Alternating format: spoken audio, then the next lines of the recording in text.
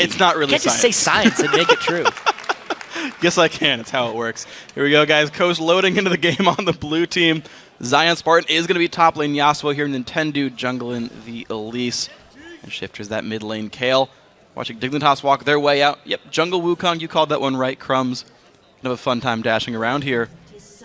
Here we go. People walking up to the river. Haven't seen this before. Okay, so very early on in the game, Dignitas has to be careful not to lose control of everything, in a sense. Early on in the game, while Karthus can shove, he is vulnerable to Kale fighting. Also, Yasuo is an extremely strong level 1 and 2 laner, meaning that Zion Spartan can push Cruiser the Bruiser in the top lane. And the biggest thing they have to worry about is that Wukong's early jungle is mainly just about survival, and Elise is an extremely strong counter jungler. So combined, Coast has the potential of pushing in both of their solo lanes and then going and trying to kill or disrupt Crumbs' jungle. If that happens, it's going to be very difficult for Dignitas to pull off any sort of game plan because they have a very open early game vulnerability that I think Coast is going to try and exploit. All right, guys, let's track Nintendo's progress and the solo lanes then. It's a 2-on-2, of course. Dignitas got their first pick on that one. We probably expect Dignitas to have a better time there in the bottom side. Zion Spartan, an aggressive ward up in the upper tri-brush. Nintendo going to be starting, looks like, his own blue buff here with help from Zion. So Coast sending their duo lane down bottom early to get the first shove. And actually, Dignitas looking for a lane swap here. Lane swapping isn't that bad of an idea here. What this also allows them to do is defend Crumbs' red buff if they want to. Because now it's not about getting the soul. They only lose the one solo lane in the mid, and Skara can still peel back a little bit for a support, and they will most likely outnumber if they decide to go for an invade. So a good positioning early on in the game by Dignitas, and it's going to make it much harder, if not impossible, for Nintendo decks to disrupt Crumbs' early jungle. And a random thought here as well as we look at how these guys are doing things.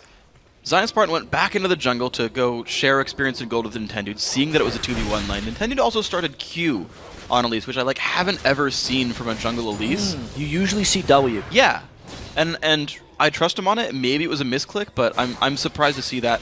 Nintendo, though, back to his own devices here, starting his own red.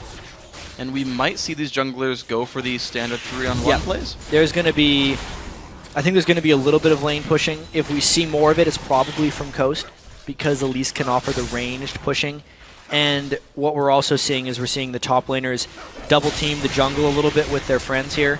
It's mainly because this is just what teams have to do nowadays. Since teams have gotten so good at 3-man diving or 3-man pushing, there's not even really a point of sticking around and doing it. Oh, maybe. Man, look at this from Coast, though. They've sent everyone to the bottom side of the map. Is this really a 4-on-1 dive? It would be. I mean, Zion Spartan's level 1, though, so he'd really just be there to watch. There's no way Cruiser is going to let that happen. It was a good ward he had over in the tri-brush, and this just means it's going to be a fast push by both teams. I wonder how deep Coach is going to try and go with this, or if they're going to try and get a dragon shortly after. They ran out of minions, though. Yeah, well, Dignitas have their 3-man dive here in the top lane. Cutie Pie about to hit level 3. You're going to see this duo lane hit basically 3, 3, and 3 on all these guys right there. Minions dying on this side of the map. It looks like Coast will just barely get the turret first, but these guys are trading turrets so far. But Cruiser level 3 to Zion's 2, I gotta say, that's a bit of a lead for Dignitas at the very least. Yeah, very, very minor. It's hard to tell early on in these lane swap games. Now it's since Dignitas swapped top, this is Coast's way of trying to get something back in the bottom. But we've seen multiple trades here. Wild Turtle was talking about it as well. How beneficial is a super early dragon, which is worth diminished gold from the last season, versus some damage on the second turret? Dignitas is going for the second turret, whereas Coast is just going for the dragon, and they're going to get it for sure. Yeah, Daydream doing a nice job of dancing the dragon aggro, and there we go. Dragon goes down. Kill credit goes over to Wizfusion for 25 bonus gold right here. But Dignitas are staying in that lane. Half HP on this turret.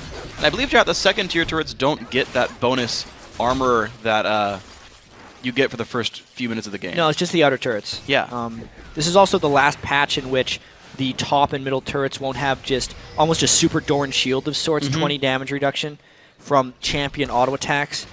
The bottom lane will not have that, so it's going to be more of a choice for teams. I actually do like the change, even though it's come under a lot of criticism from some sources. Yeah. I know a lot of the Korean fans actually like the change. Yeah. But I think it's going to be much more interesting, seeing that there's more of a cost for Dignitas there, because really what just happened there is, even though they were the two-man top lane, they actually got more out of it because Coast tried to do the counter and take the dragon. Yep. Coast wasn't able to push a second turret. What they theoretically should have done to stay even is just continue pushing, and we would have seen 2 turrets for 2. So the game accelerating a little bit. A lot of structures dead. No champions just yet. And we're seeing Dignitas make a rotation to the mid lane here. PewDiePie joining Skara, who actually, to be fair, Skara's done a very good job in this lane that we thought might have been scary. Junglers were tied up doing other things, and Skara's got a minion kill lead over Shifter. And the push now to the mid lane using Jinx.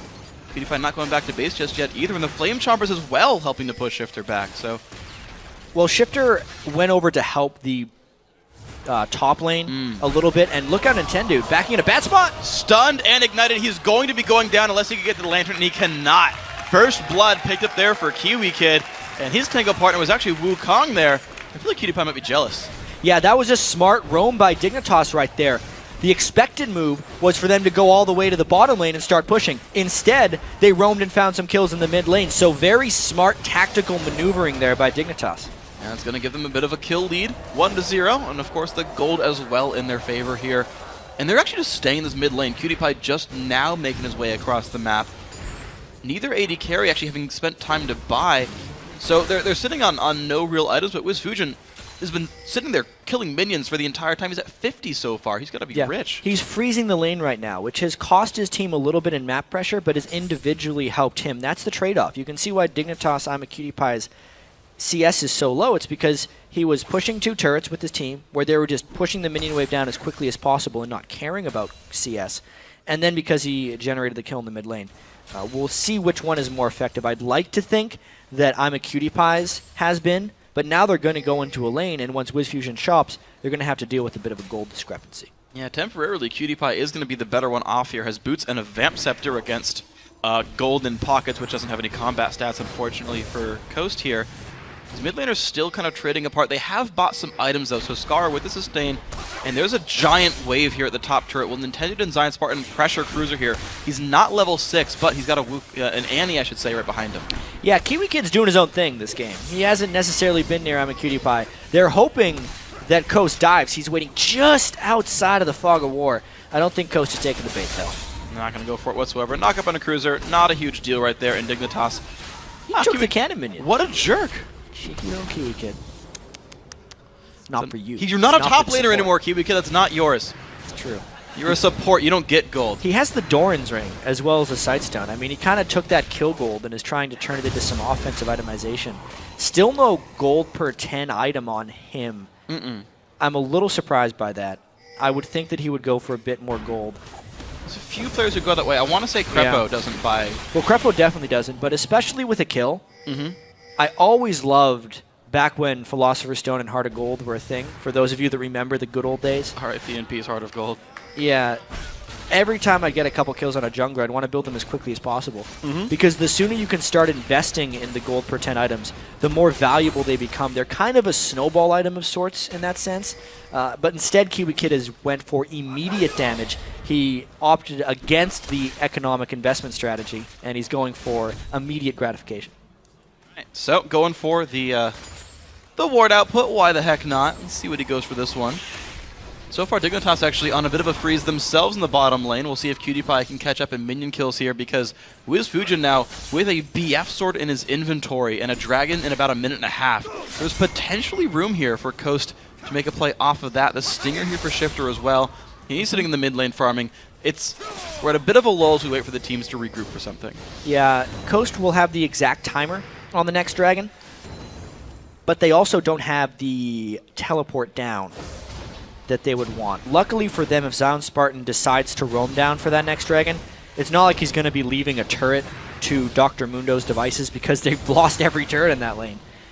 I would expect Coast to try and group down for this dragon and fight Dignitas head on. 45 seconds right now. Zion jumping over the wall for the white camp here. Just still getting the farm. He's basically in farm mode. Zion Spartan just wants money. Coast shows back up in the bottom lane with still a 20-something minion kill lead, with the wave pushing in towards their turret. Skara on the roam down as well.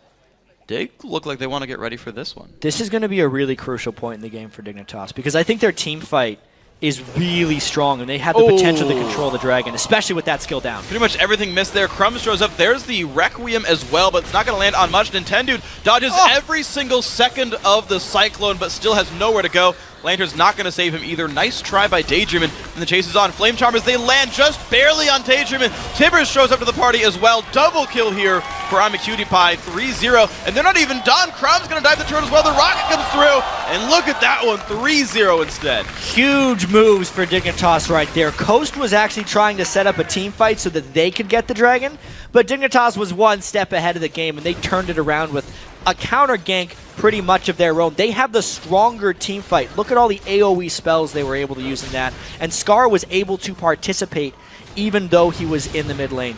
Just take a look at this one more time. With the Chain of Corruption missing, it was just an easy start for Coast. They have 3.5 people. Even though Nintendo Dex kind of escaped the Cyclone, he went in the wrong direction and couldn't quite make it since I'm a Cutie Pie got excited from the Jinx passive. They could just completely chase him down. That's the unnerfed arm time on the Flame Chompers, catching the Thresh and gives them the kills they needed. Well played overall, and even to save him the ultimate too. I like the patience by Cutie Pie to know that he was going to kill these champions and saving the ulti for when he needed it. But interestingly enough, Coast are actually the guys who get control over Dragon. Dig invested in the turret kills and a recall instead. Yeah, Dig opted for the turrets, gave the Dragon to Coast. We'll see how that pans out. Considering Wiz Fusion was just freezing the lane anyway, I don't know if I completely agree with that decision by Dignitas, but it's one they're going to have to live with. They are still up 2,000 gold, and they have now taken 3 turrets to 1, so maybe their building advantage will have its own benefits. Well, I mean, you look at Dignitas, and they certainly got the advantage as far as their AD carry is concerned. Already the Bloodthirster completed for Cutie Pie, despite the prior lane freeze by Wiz Fusion, right? The selfish benefit he was going for that you talked about. Dig got more team objectives, and their AD carry still got ahead here. And look at this, the mid lane actually left open as well, and Crumbs is coming around behind. Nintendo, oh, good Kale, but that might not be enough. Another, oh my gosh, well played there by Coast. He does survive. Oh, Shifter, no! Shifter, scumbag! He dodged it out of reflex, I feel like. You see a giant rocket coming towards you, your first thought isn't to just go into it. Nintendo was unable to dodge it out of reflex, and the home run there from I'm a Cutie Pie. Nice shot right there. So, Cutie Pie 3-0-1. Only 70 minions, but why get minions when you can kill champions? Zion back to the top lane, almost static Shiv. Sunfire, though, already done for Cruiser. It seems like at level 9 now, of course, his matchup's going to be really about itemization more than anything else. Yeah, with Sunfire Cape being completed for Cruiser, I feel like Zion Spartan is pretty much just in farm mode. But as far as Yasuo goes, he has escaped the laning phase as well as he can. Scar could not escape the laning phase in the previous game against Bjergsen, and neither could ManCloud, actually. It hasn't been a good day for Yasuo. Zion Spartan is doing better than most, though. Yeah, he's actually got a slight, at least 4 minion kill lead over his lane opponent. Took a trade right there and chewed through Cruiser's ultimate and stayed more or less alive through it. Burned his Ignite for that. But now they're just equal on combat summoners. Let's see where we go here. So Coast, they've actually rotated themselves back down to the mid lane. I'm a Cutie Pie actually alone at the bottom lane right here, farming up his BT. Wiz Fusion's got his Bloodthirster done as well. So these guys waiting.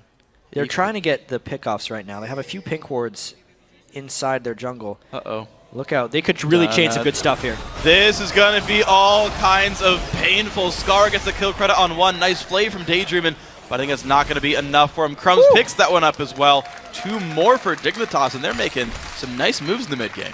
And Coast just really lost control. They were trying to set up a gank of their own against Amundo, but the patience of Crumbs actually to get the auto attack and the Q before any of his other spells let him maximize his damage. The armor shred on the Wukong Q just allowed his Cyclone to do even more damage there, chained with the stun of Kiwi Kid, who has been roaming a whole bunch this game. Both those things making a pretty big impact. He's been part of 6 of his team's 7 kills. The only guy who's ahead of him on that one is Crumbs with 7 of 7. So those two have been doing a heck of a lot to make the game happen here. And Cutie Pie, with his support leaving him, completely fine. Never died on a no-escape champion. Yeah, absolutely. And it's because Coast hasn't been able to make any aggressive plays towards them. The few times they've tried to get up in I'm a Cutie Pie's grill, they've been counterattacked by even more people from Dignitas. I think the early game vulnerability of Dignitas has been easily surpassed here. They did the lane swap at the start of the game. which allowed Skara to shove up the lane and get a slight edge on Shifter. So Skara hasn't been pressed and has always been able to assist with Requiem in these fights. Yeah. Additionally, you could see that I'm a Cutie Pie hasn't really needed Kiwi Kid as a support, and it's allowed Kiwi Kid to roam around and be a part of 6 of the 7 Dignitas kills. It's really Kiwi Kid's roaming and Skara's ability to participate with his Requiem that have given them this huge edge. And speaking of more big edges, and just sort of the other stories of the game, Kiwi Kid, we talked about how he's been investing his gold. So he picked up Boots of Mobility, got the Distortion enchant for more flashes, and he finally did pick up some gold pretend with the Nomad's Medallion. So he is investing so heavily in a very successful future where Daydreamin's just like, well, I'm 0-2-0 and not having the best time of this one. Yep. Zion Spartan, I think, is the only guy who's, I guess Zion and Shift are the only guys going really untouched in this game. Well, we said it, this champ sort of unlocked the coast solo lanes. Yeah. They're at least doing well, but I feel like they need more than this. And there's always that danger when you pick such a low tank team that when you fall behind, no one can think about getting the fight started. Because now that Dignitas is tanked up a little bit, at least in the top lane from Cruiser, when that team fight phase does start, it might be hard for them to actually reach the back line. Against someone like Skara, who, as we talked about in the team composition earlier when Curse actually ran a Karthus, just having a farmed Karthus makes it much more difficult for the squishy people who dive to make things happen. Watch out, Zion Spartan. The team is coming to try to kill you. Can you do enough damage to Cruiser before you die? Because basically all that's going to happen. Flashes and tries to dash through, but there's so many people to go for. Oh my god, Zion Spartan! Are you serious? Taking one down with him. Spectacular play there by Zion Spartan. His E on Yasuo, the sweeping blade, does go up in damage the more you use it, and he got a max damage one there. All right, well, Skara popping the exhaust on Shifter over the top of the slow, and forced to flash as well. So Shifter just burning the ignite, but taking away 2 summoners. Yeah, and that was with a 2-level disadvantage that Shifter was able to do that to Skara. That was a level 12 versus a 10. That's what I thought we'd actually see more of in the laning phase, but Skara kept his distance so well from Shifter's Kale that he's been able to keep his farm up, 171 to 140. Yeah, significant farm score just in general for Skara, keeping that 10 per minute thing going on pretty strong. Coast grouped up for Dragon a little bit early, actually. They went down to the area, but it wasn't there, and now Dignitas have made the rotation in time. The Zion Spartan's top lane, this is an easy man advantage for Dignitas, and the reveal in 10, dude. Don't try. Yeah, don't go for it. Okay. Nice try on the piercing arrow. Not the same Q snipe we saw against TSM, but from Cloud9 earlier. But Coast now trying to hold on. First Dragon for Dignitas. They got control over that. Because the game is a little bit later now, and Dragon scales based on the average champion level of the game, that was the most valuable Dragon thus far. Yeah. Even though Coast had picked up the first 2, and it just extends this Dignitas lead here. They're pretty much, at least, they have different mindsets. Kiwi Kid and Crumbs are the ones going around looking for all the kills, and they're just enabling Skara and Cruiser the Bruiser to farm so far in the lane, and it's working quite well. It is, yeah, exactly. They're doing a really good job of all this one. Nintendo kind of taking some farm for himself, but he's actually well behind Crumbs. And Crumbs, by the way, very offensive focus. I don't know if we touched on this yet, but Elder Lizard Brutalizer for the jungle Wukong. That is a damage jungler. It absolutely is, and he's definitely trying to snowball ahead a little bit in this game, trying to parlay those early advantages. The Lizard Elder will help him clear the jungle much faster, but specifically, just for physical damage champions, it is much better than it used to be. Let's see how fast he can get down to his fusion. Well, he's been knocked up into the air. The Wall of Pain does land as well. The flash from his fusion trying to get him out. There's the Lantern. He's going to survive. Nice pickup there. Crumbs forced to run away.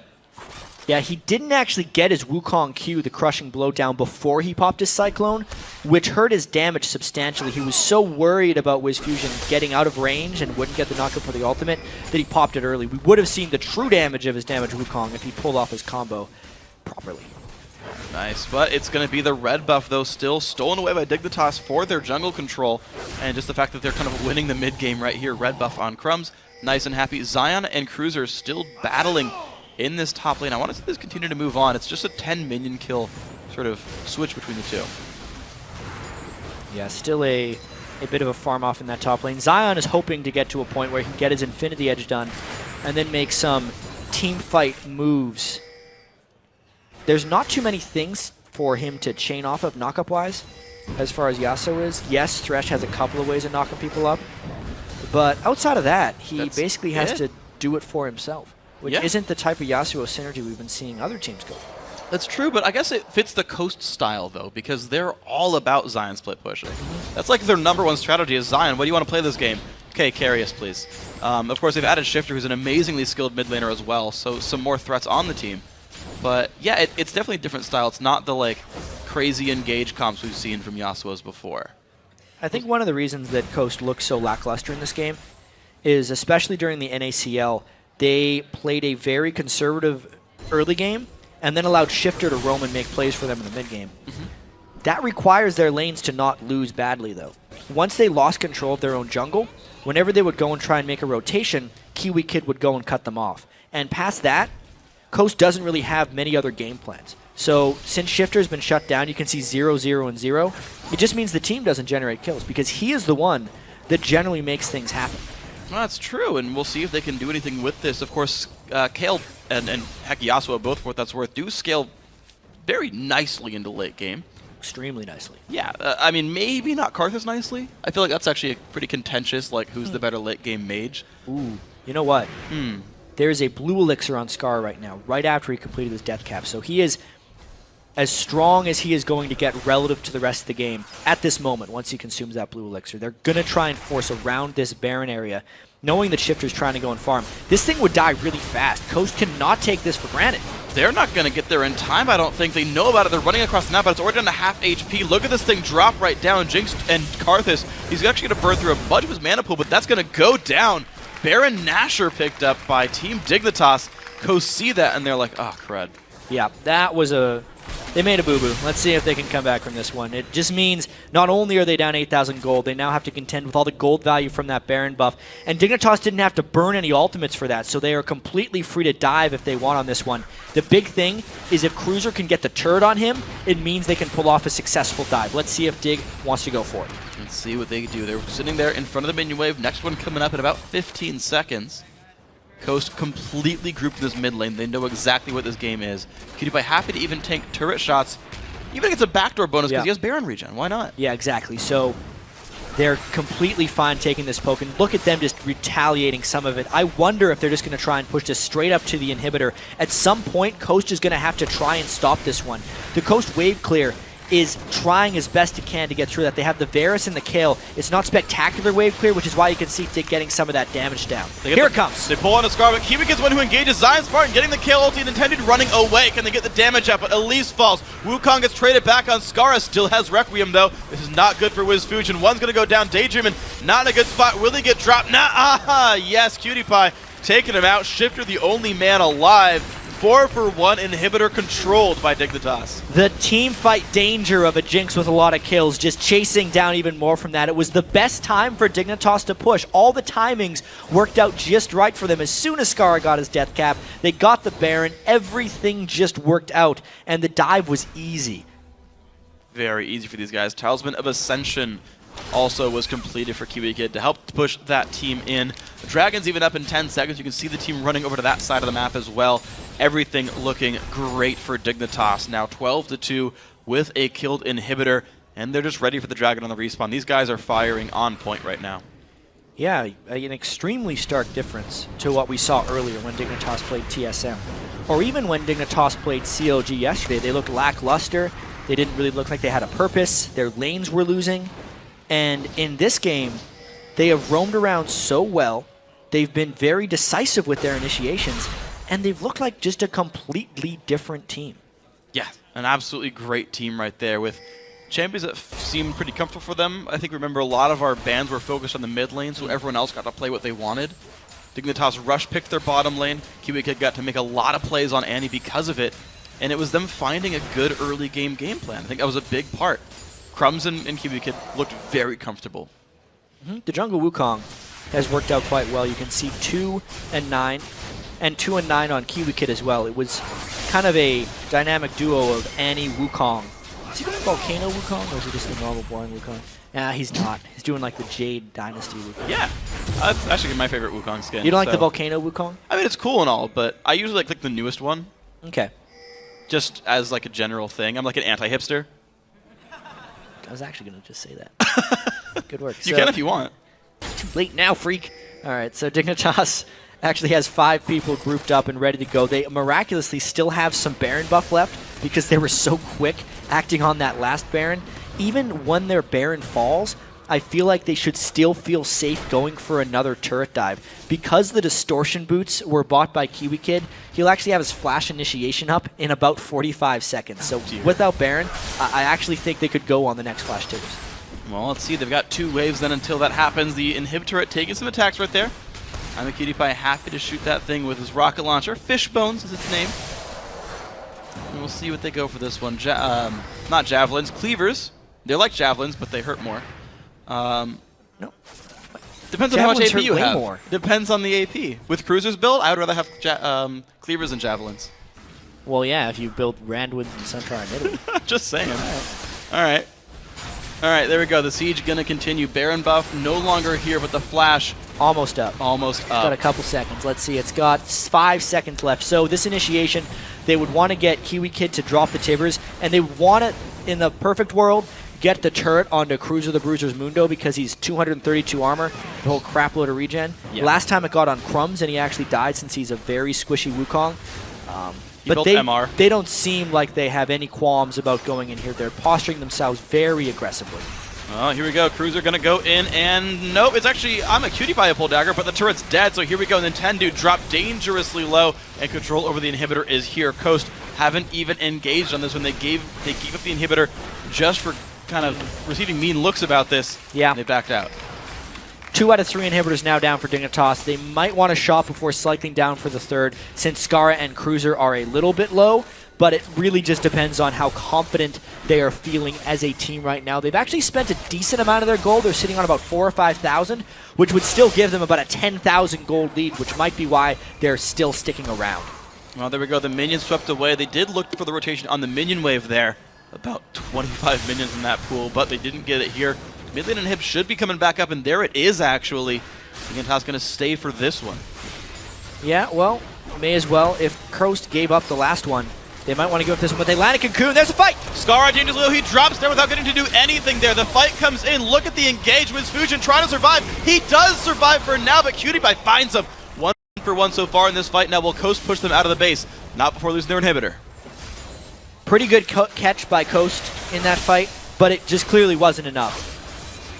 A lot of damage got dumped into that Kayle intervention. Yeah. But as a team, Coast just wasn't able to re-engage. Running through the Karthus is something they can't really do. Zion Spartan, especially without an Infinity Edge, can't go in and do any type of meaningful damage onto I'm a Cutie Pie. He'll go in once.